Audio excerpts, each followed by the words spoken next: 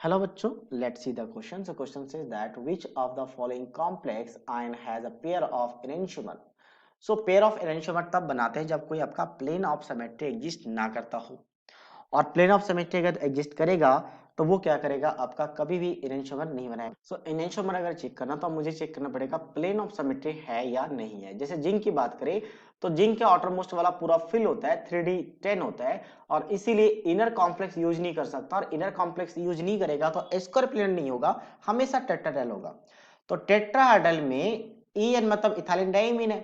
तो ethylene diamine, अब याद रखिए कि टेट्राहेड्रल में अगर चारों को चारों डिफरेंट हो, चारों वैलेंसीज डिफरेंट हो, तभी क्या होगा आपके पास क्या शो कर सकता है, प्लेन ऑफ सिमेट्री नहीं होगा।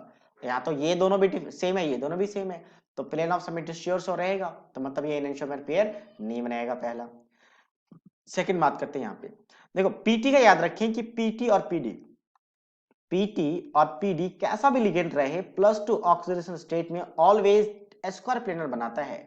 और अगर स्क्वायर प्लेनर आ गया तो स्क्वायर प्लेनर के केस में पीटी के साथ ऑलवेज प्लेन ऑफ सिमेट्री होगा। इसको हम कट कर सकते हैं, एग्जैक्टली चार जितने भी एटम्स होंगे वो कट हो जाएंगे तो प्लेन ऑफ सिमेट्री होगा, तो ऑप्टिकल आइसोमर शो नहीं करेगा। लेकिन चाहे कुछ भी हो, चारों डिफरेंट हो सेम हो, कुछ भी फर्क नहीं पड़ता, अगर आपका पीटी पीडी दिख गया तो इसका कोऑर्डिनेशन नंबर 4 होना चाहिए, 6 नहीं, चार लिगेंड होना चाहिए, तो उस केस में प्लेन ऑफ सिमेट्री होगा और कभी भी वो ऑप्टिकल आइसोमर शो नहीं करेगा। चलिए यहाँ पे चलते हैं।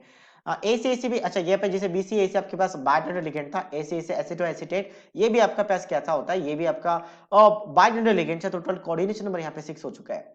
अब कोऑर्डिनेशन नंबर 6 है मतलब आपको ऑक्टाहेड्रल सोचना है, चाहे कैसा भी कॉम्प्लेक्स हो। तो ऑक्टाहेड्रल में इसकी अगर हम बात करें, ये आपका यहाँ पे मेटल होगा, तो मेटल चाहे तो आप आईआर लिख दो, ठीक है, इरिडियम। आईआर अगर हम लिखना चाहे तो आईआर भी लिख सकते हैं यहाँ पे। तो एक तो आपके पास ये एसी एसिटो एसिटेट बाइडेंटल लिगेंड्स है, तो ये 90 डिग्री पे कनेक्ट होगा, याद रखिए ऑलवेज 90 डिग्री। तो एक और हम एसी यहाँ पे कनेक्ट कर सकते हैं 90 डिग्री पे, ये बन गया।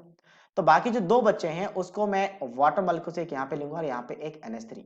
तो इसमें कोई प्लेन ऑफ सिमेट्री नहीं है, और प्लेन ऑफ सिमेट्री नहीं है तो इसका एक मिरर इमेज बनेगा, और इसको अगर ए कह दे तो यहाँ पे मिरर इमेज इसका बी कहेंगे, और दोनों क्या कहलाएगा, एनेंशियोमेरिक पेयर कहलाएगा, एनेंशियोमेरिक पेयर। तो मतलब सी पे पॉसिबल है। डी की बात करते हैं।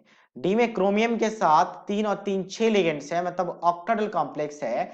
ऑक्टाहेड्रल कॉम्प्लेक्स मतलब कोऑर्डिनेशन नंबर 6 हो तो फिर तो कोई दिक्कत नहीं है, 4 हो तो देखना पड़ता है कि टेट्राहेड्रल है या स्क्वायर प्लेनर है, ठीक है। तो ये बन गया।